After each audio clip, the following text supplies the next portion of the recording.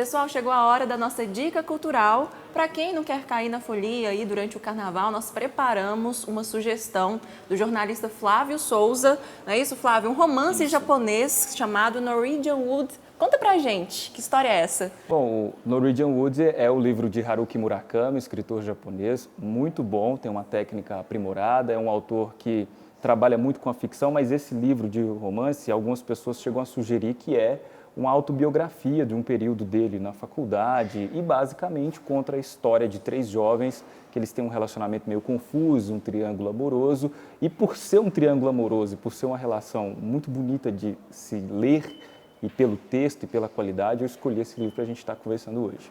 Bacana. Vamos começar falando sobre o nome do livro, certo? Que é inspirado numa música dos Beatles, né? Fala um pouquinho dessa relação pra gente. O Haruki Murakami, ele é um escritor muito musical. Se você pegar todas as outras obras dele, em algum momento há uma relação muito forte com a música. E Norwegian Wood é uma música dos Beatles. E aí há uma personagem no livro que tem uma relação muito bonita com a música dos Beatles, é a música favorita dela. Os detalhes depois, quando vocês lerem o livro, vocês vão descobrir.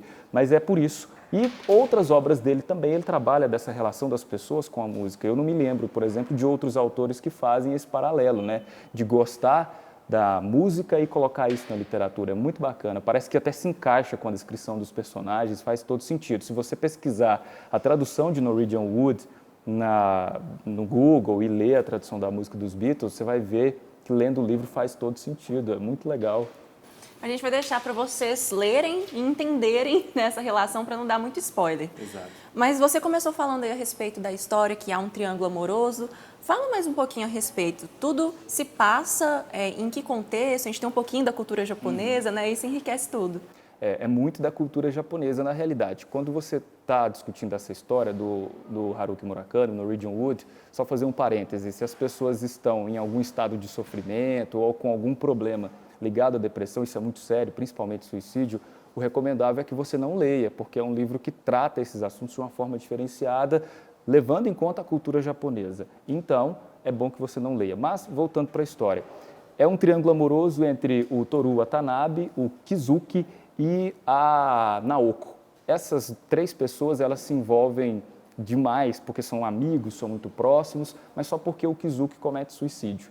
E depois disso, o Toru se aproxima da ex-namorada dele e eles começam a ter uma relação toda confusa, diferente. Ele vai para a faculdade, eles têm vários hiatos, eles passam muito tempo juntos, muito tempo separados. E aí a história se desenvolve narrando esses conflitos, essas diferenças entre eles e que, de certa forma, os aproxima e os afasta. E nisso, há outros personagens. Há um cara que eles apelidaram ele no livro de nazista. É muito legal, porque ele era todo cheio de toques, de manias. Ele era que arrumava o quarto do Kizuki, as coisas tinham todo o seu lugarzinho certinho. A Midori, que é uma personagem excelente, é a típica menina feminista dos anos 60, maravilhosa personagem, vale a pena prestar atenção nela. E ela também é muito musical. E, para fechar com a música também dentro da história, a gente descobre que os japoneses gostam muito de bossa nova. Eles citam N canções do Tom Jobim, do João Gilberto, e eles cantam aquilo e você pensa, oxa, mas como assim? nem aqui na roda de conversa ou na roda do bar dos brasileiros, você não vai escutar nunca uma garota de Ipanema, não sei no Rio de Janeiro, mas lá para eles é comum isso acontecer. Ou seja, você soma isso tudo, bossa nova, Beatles, música, cultura japonesa, um triângulo amoroso numa história que é um pouco pesada, mas a forma como ela é narrada é fácil de você acompanhar, você consegue lendo e querendo mais a cada página. Uma leitura leve, né? Leve pelo texto e não pelo conteúdo, né? Verdade.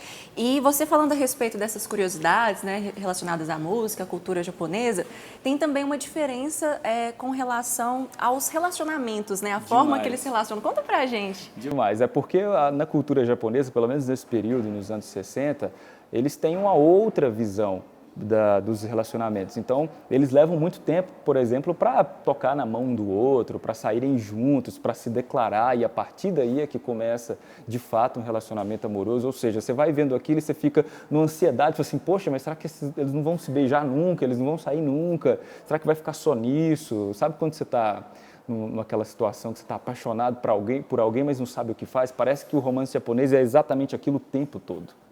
E não dá uma aflição, né? De falar, meu Deus, onde que isso vai dar? É meio desesperador até, mas é muito bom acompanhar isso, é super, super diferenciado. E é um livro famoso, eu estava lendo aqui, ó, mais de 4 milhões de exemplares vendidos.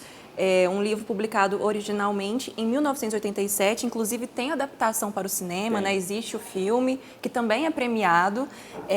Eu queria que você falasse mais um pouquinho sobre o autor para a gente, sobre o Murakami, que ele tem outros livros que também são famosos, né? Pois é, o Haruki Murakami escreveu um Q84, que é uma trilogia muito bacana, é ficção especulativa mesmo, ou seja, ela se passa em outro universo, os personagens têm toda uma relação com alguma... eu não vou dizer sobrenatural, mas algo que nós não compreendemos, que não é de fato deste universo. E vale muito a pena ler, principalmente essa trilogia, para você que quer se introduzir no Haruki Murakami, pode começar ou pelo Norwegian Wood ou pelo 1Q84. Acho que são as obras dele de porta de entrada que mais chamam a atenção. No caso de 1Q84, também tem relação direta com a música. Se você for reparar logo nos primeiros capítulos, a transição, né, já entrando um pouquinho na história do 1Q84, a transição para o outro universo, para resumir bem, ela acontece por meio de uma música polonesa e tem toda uma história por trás, é muito legal. Não, conta mais pra gente, fala um pouquinho sobre por que o 1Q84, só para o pessoal não ficar muito perdido, porque é meio surreal, né? Porque o 1Q84 é a obra do Murakami que pelo menos foi mais bem vendida no Brasil. É um dos maiores sucessos dele. Ele também já escreveu Kafka Beira-Mar, tem um livro dele que chama Sono também, que é super legal. E 1Q84 você vai gostar porque é, de fato, ficção especulativa. Você tem que entender o que está acontecendo. É muito doido o que acontece ali. O cara, eu não sei de onde que ele tira essas ideias, mas só para traçar um paralelo, imagine que você está num pesadelo que você não consegue entender o que está acontecendo. Você não sabe se está acordado ou se está dormindo. Essa é a sensação de quem está lendo 1Q84. Flávio, muito obrigada pela sua participação. Adorei sua sugestão. Obrigado, eu que agradeço. Então, pessoal, fica aí a nossa dica para o Carnaval, né? Um livro de Murakami, Norwegian Wood. Eu espero que vocês tenham gostado da nossa dica e também do nosso programa. Agradeço pela companhia de vocês e a gente se encontra na próxima semana. Até lá!